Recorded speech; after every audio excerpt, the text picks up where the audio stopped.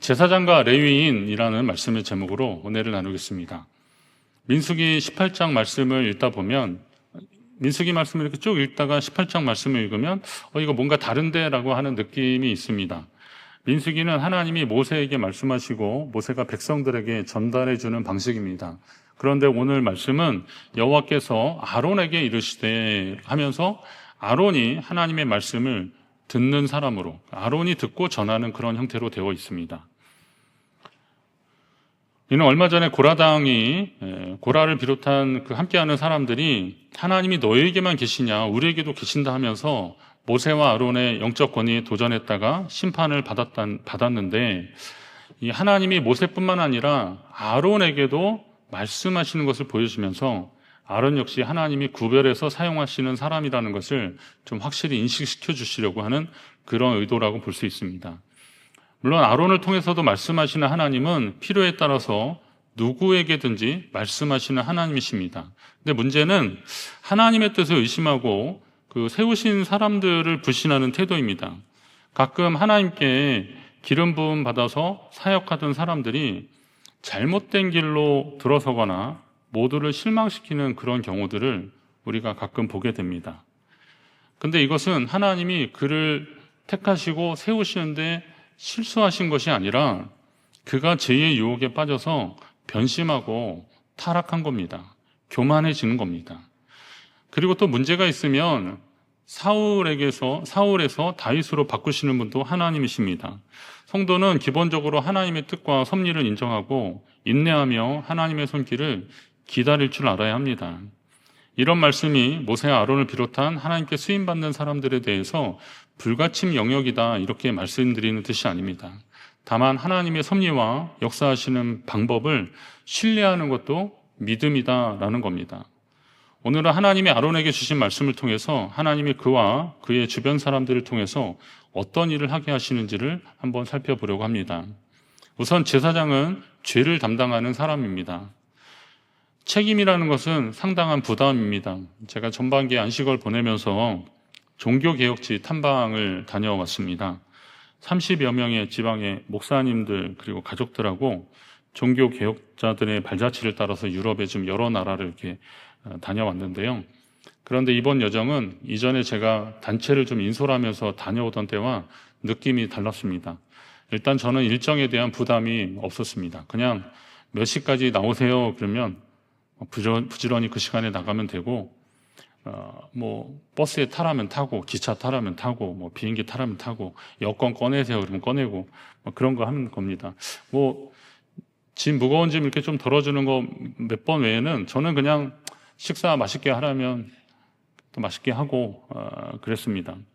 제가 출발하면서부터 몸이 좀 안 좋아서 탈도 나고 허리도 아프고 막 그랬었는데, 저희가 이렇게 덩치 큰 사람이 좀 아프니까 왜 그러냐고 물어보다가 그렇다 그러니까 당신들이 가져온 상비약들을 저한테 막 공급을 하시는 거예요.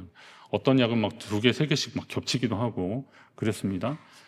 그러면서 참 고맙기도 하고 그랬습니다.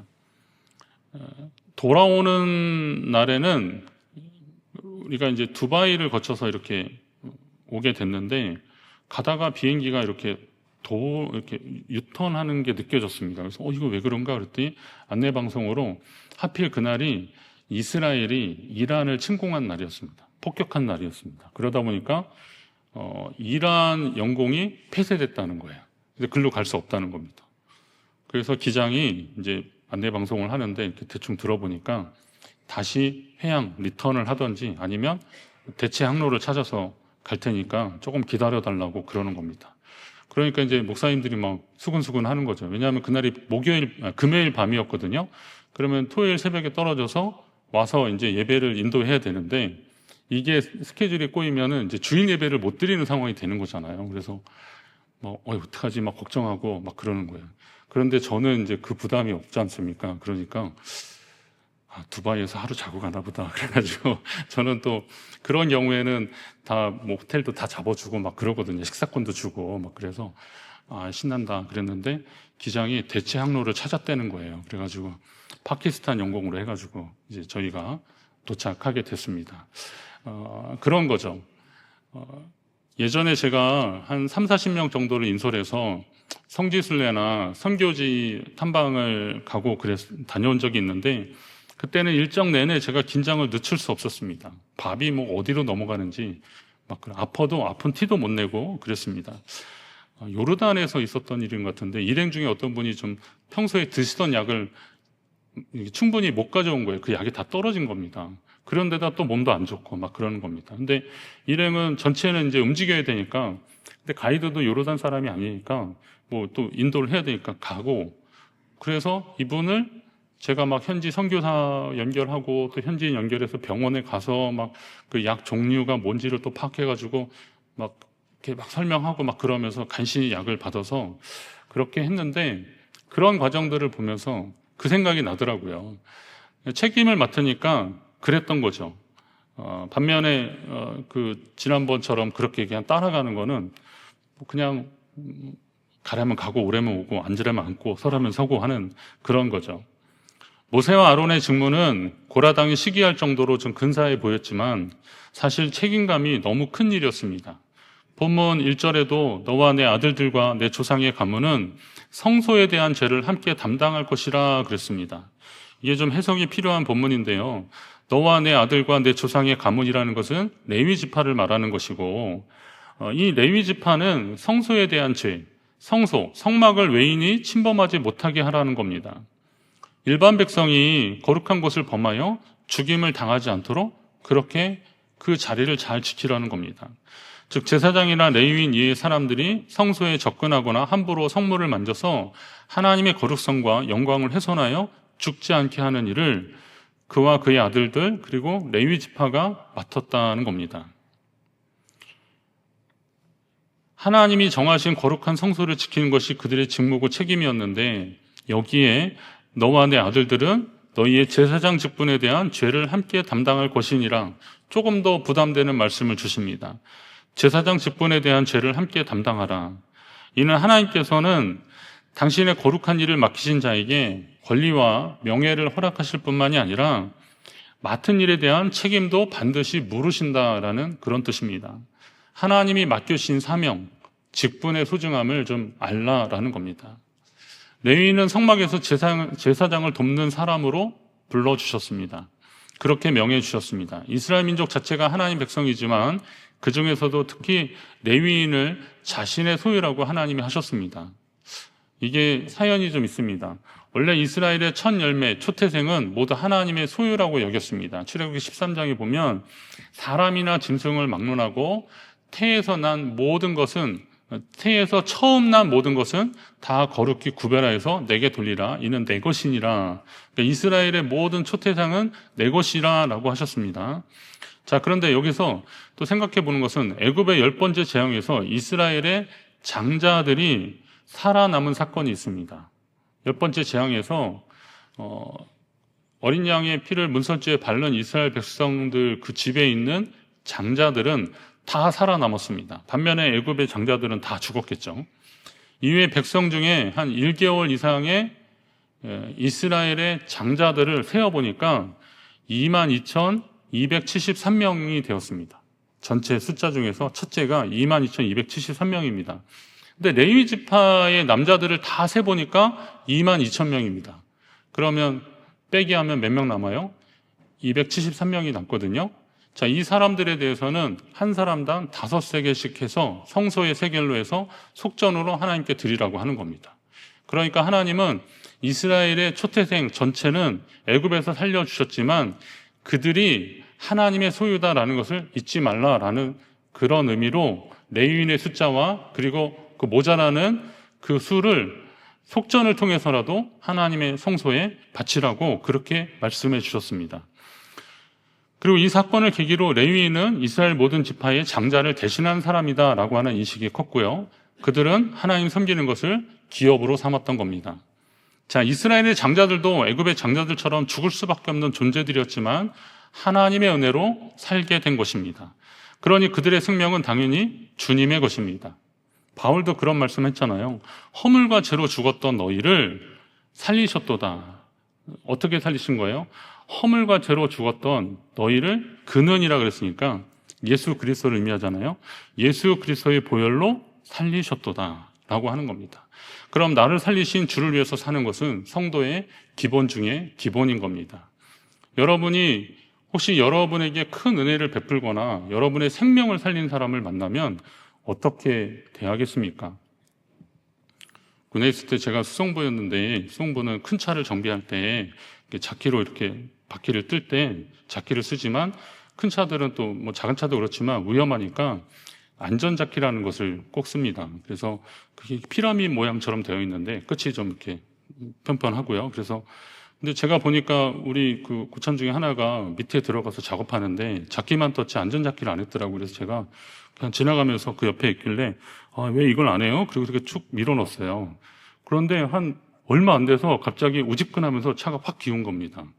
근데 우리 교회 버스만큼 보다 큰 트럭이었는데 그게 넘어가면 그냥 죽는 거잖아요.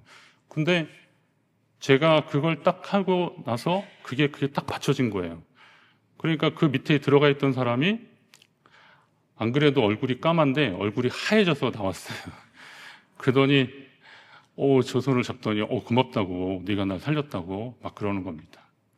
이후에 이제 수흥부는 계속 이런저런 좀 심한 일들이 많잖아요. 구타도 있고 막 그럴 때 그 고참이 저보다 2달 고참인데 제가 그랬어요. 뭐 할 때마다 안전자키 그랬어요.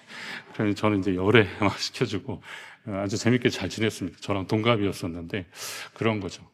여러분, 뭐 그분이 지금 어디서 뭘 하는지 모르겠어요. 그렇지만 하여튼 그때의 기억은 평생에 남을 겁니다.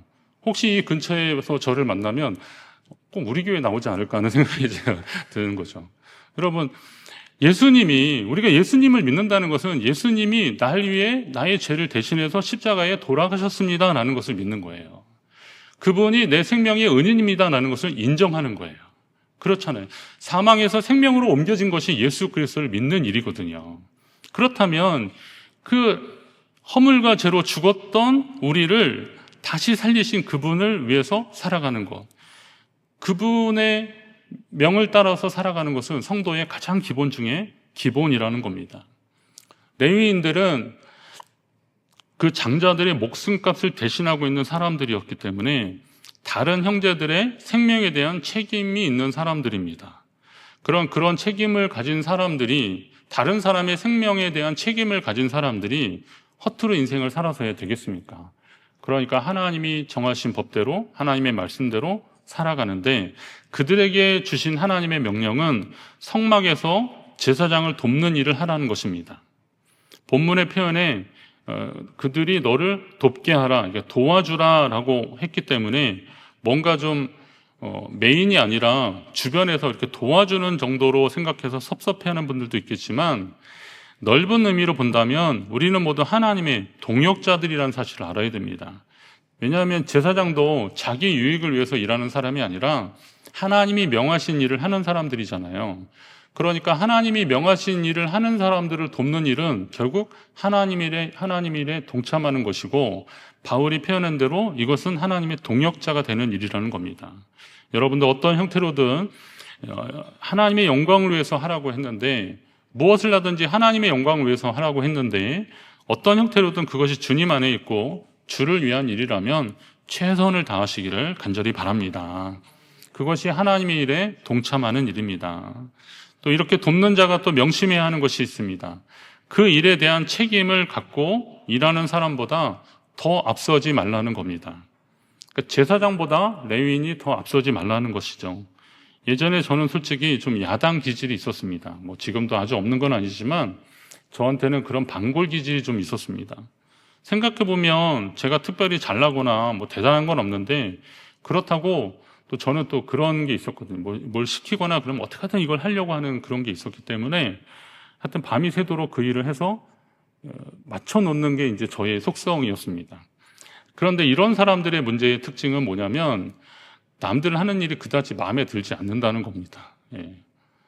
그런 거죠. 그래서 어떤 일을 할 때 좀 어설프거나 미지근하게 하는 사람들 하면은 그냥 앓느니 죽지 하면서 내가 할게요 그러면서 이렇게 그 일을 하게 되더라고요.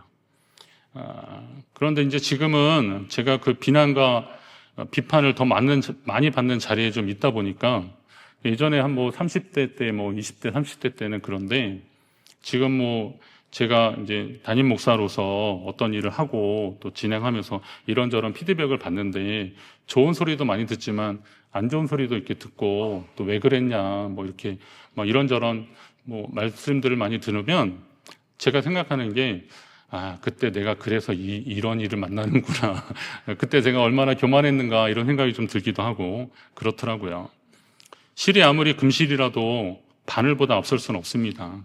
아무리 급해도 바늘의 허리에 실을 끼워서 사용할 수는 없는 겁니다. 어떤 일이든 절차와 과정이 있고 그 질서를 세우는 분이 하나님이시라면 제 아무리 뛰어나고 실력 있는 레위인이라도 하나님이 알려주신 대로 제사장을 돕고 백성을 돕는 역할들을 감당해야 되는 겁니다. 이것이 일을 하는 사람들의 모습이어야 됩니다. 그러면 여러분, 예수님께서 대신 십자가에 달려 죽으셨다는 것은 우리 모두 주님께 생명의 빚진 자라는 뜻입니다. 따라서 우리는 주를 위해서 그리고 주님이 명하신 것을 실천하며 살아야 되는 것이라고 말씀드렸습니다. 어떤 사람은 제사장과 같은 임무로, 어떤 사람은 레위인 같은 임무로, 어떤 사람은 구원받은 하나님 백성으로서의 임무를 부여받은 것입니다. 여기에서 어떤 것이 더 중요하다고 판단하는 것은, 어떤 것이 더 중요하다고 판단하거나 그것을 결정하는 것은 그렇게 옳은 태도는 아닙니다. 구원이 은혜로 말미암은 선물이라고 했듯이 하나님이 우리에게 맡겨주신 직분도 선물이기 때문에 그렇습니다. 하나님은 제사장들에게 레위인을 선물로 주셨고 오늘 본문에 보면 그들을 돕는 레위인을 선물로 주셨다 그러셨습니다. 그리고 또 제사장 직분 그 자체도 하나님이 너에게 내가 제사장의 직분을 너에게 선물로 주셨다라고 말씀하십니다. 그런데 이 선물은 나의 공로로 받는 것이 아닙니다. 선물은 내가 뭘 특별히 뭐 그만한 값을 했기 때문에 받는 것이 아니라 누군가의 선한 의지로 내게 베풀어 주신 고마운 손길입니다. 이게 선물의 특징들입니다. 따라서 선물에 대해서 경중을 따지거나 판단을 하는 무례를 범해서는 안 되는 겁니다. 예전에 제가 저쪽에서 목회할 때 추석 때 무렵이었던 것 같은데 이렇게 비닐에 뭐가 신문지에 쌓여 있어서 봤더니 그 고기가 있더라고요. 소고기가. 그래서 명절에 이거 누가 놓으셨지? 뭐 누군지 궁금하지만 그래도 배고프니까 이제 그거를 이렇게 요리를 해서 먹는데 이게 좀 질기더라고요. 그래서 그냥 수입고기를 가져오셨나? 그냥 그러면서도 어때요? 그래서 먹었어요. 그런데 좀 저녁에 이제 어느 집사님이 전화를 하셨어요. 목사님, 그 집 앞에 그거 보셨죠? 그래서 예, 그랬어요. 그랬더니 그거 한 하루 이틀 좀 냉장고에 뒀다 드세요. 그러시는 거예요. 그래서 예, 그랬더니 그게 오늘 잡은 거라서 오늘 드시면 질겨요. 그러더라고요. 보니까 그 명절에 마을에서 소 한 마리 잡아가지고 도축장에 잡아가지고 가져와서 이렇게 분배하신 건데 그래도 목사님 생각해서 가져온 건데 그게 이제 말하자면 오리지널 한우잖아요. 그런데 저는 그걸 잘 모르니까 그날 먹고 즐기다고 이거 수입고기인가 이렇게 생각했던 거예요. 수입고기면 어떻고 한우면 어때요? 갖다 준 정성이 좋은 건데 제가 섣부른 판단을 그건 제가 20대, 30대 초반에 했던 일입니다. 그러니까 지금은 그냥 다 감사하고 있어요. 그런데 그때 그런 마음을 가졌던 거예요. 선물에 대해서 경중을 따지거나 판단을 하는 것은 굉장히 무례한 일들입니다. 달란트에 비유해서 5달란트와 2달란트 받은 사람들이, 이 종들이 주인에게 칭찬을 받았는데 거기엔 그만한 이유가 있는 겁니다. 그들이 받은 달란트를 가지고 그들은 열심히 수고했기 때문에 그렇습니다. 그러나 1달란트 받은 사람이 이 주인을 실망시킨 이유는 그에게 주어진 달란트와 주인에 대해서 어떤 생각을 했는지를 보면 알 수 있습니다. 그가 주인한테 뭐라 그랬습니까? 주인이여, 당신은 굳은 사람이라 심지 않은 데서 거두고 해치지 않은 데서 모으는지를 내가 알았으므로. 이 종이 어떻게 주인 면전 앞에서 이렇게 말하는지 모르겠어요. 그래서 두려워하여 내가 나가서 당신의 달란트를 땅에 감추어 두었었나이다. 보소서 당신의 것을 가지셨나이다. 그러니까 그 종은 주인한테 결과적으로 금전적 손해를 입히진 않았다는 거예요. 그러니까 이거 받으시라는 거예요. 그런데 주인에 대한 그의 태도, 이걸 보면 이런 하인이라면 제가 주인 같아서 더 심하게 혼냈을 겁니다. 그런 마음을 가져서는 주인과 함께 일하기 참 어렵습니다. 5달란트, 2달란트. 근데 1달란트는 그렇게 비하면 작아 보이지만 사실 1달란트는 노동자의 1년 품삯이라고 우리가 달란트 비유할 때 많이 배우지 않습니까? 이 노동자의 1년 연봉이에요. 이게 적은 것 같습니까?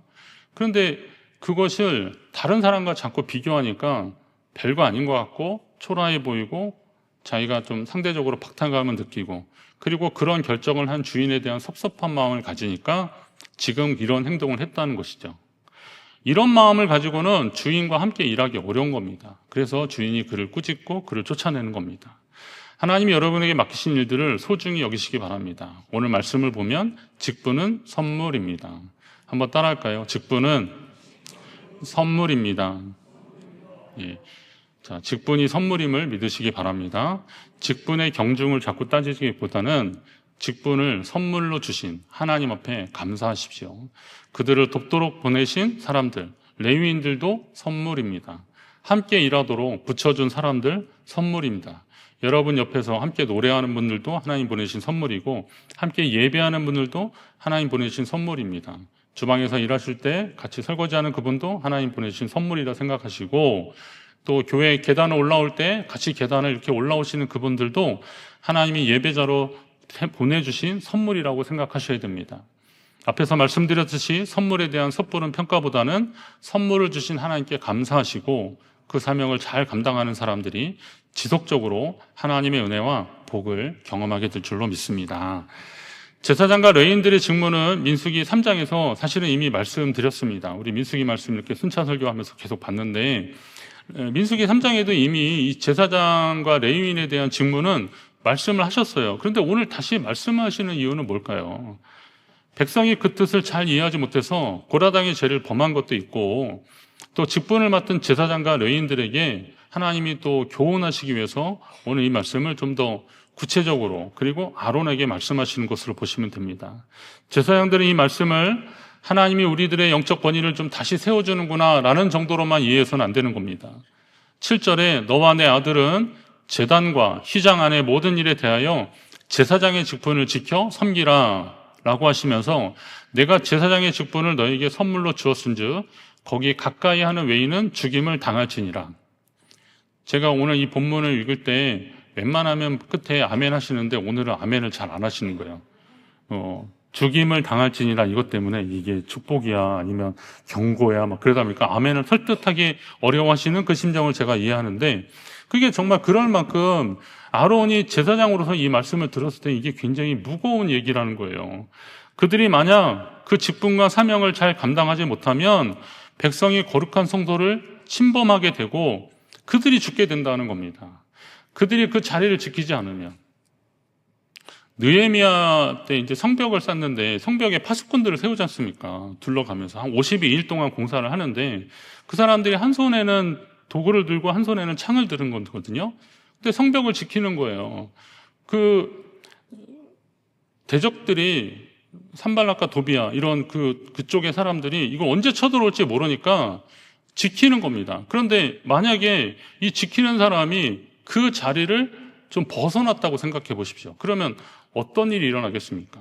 우리 그 많이 듣는 얘기 있지 않습니까? 옥크통에 이렇게 물이 꽉 채워지는데 한쪽에 이가 나가면 아무리 그 통이 커도 그 이가 나간 만큼 물은 더 이상 채워지지 않는 거잖아요.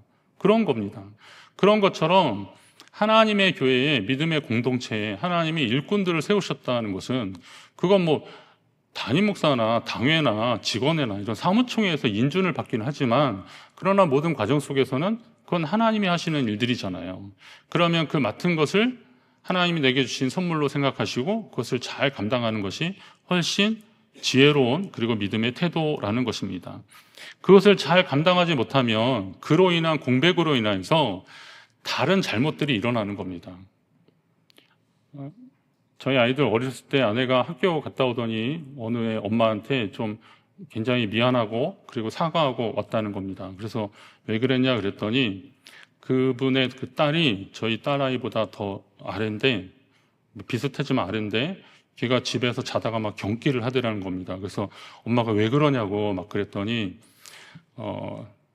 저희 딸 이름은 다 아시니까 한나 언니가 너 교회 안 나오고 예수님 안 믿으면 지옥에 펄펄 끓는 기름가마에 빠져서 튀겨 죽는다. 이랬다는 거예요. 그래서 그러니까 아내도 막 긴장을 하고 그래서 당신이 그렇게 설교했냐고 그랬더니 그 교회학교 담당 제 아내가 했었거든요. 그래서 자기 절대 아니라고. 그래서 이제 누가 이런 이야기를 애들한테 알려줬나 그랬더니 그때 좀 교사가 부족해서 고등학교 1학년인가 2학년짜리 그 남자애를 좀 이렇게 보조교사로 했는데 얘가 잠깐 반을 맡았는데 지옥에 대한 너무 적나라한 이야기를 한 거예요. 예. 걔도 또 어디서 무슨 얘기를 들었는지 하여튼 뭐 그랬던 겁니다. 그러니까 이게 퍼져가지고 얘들이 이제 학교 가가지고 걔를 꼭 전도하고 싶은 거죠. 얘들은 이제 지옥 가면 큰일 나니까 그렇게 했던 거죠. 이게 미숙함이라는 거잖아요. 오늘 하나님의 교회에 일꾼들을 세우시고 그 일꾼들이 연차가 있다는 것은 같이 성숙을 향해서 나아가는 과정들인 겁니다. 미숙한 사람이라도 그 성숙한 사람 옆에 같이 있으면 같이 동반해서 같이 자라나게 되는 거거든요. 노래하시는 분들 아시겠지만 내가 좀 오늘 컨디션이 안 좋아도 옆에서 소리 잘 내는 사람 있으면 그냥 슬쩍 묻어가는 거 아닙니까?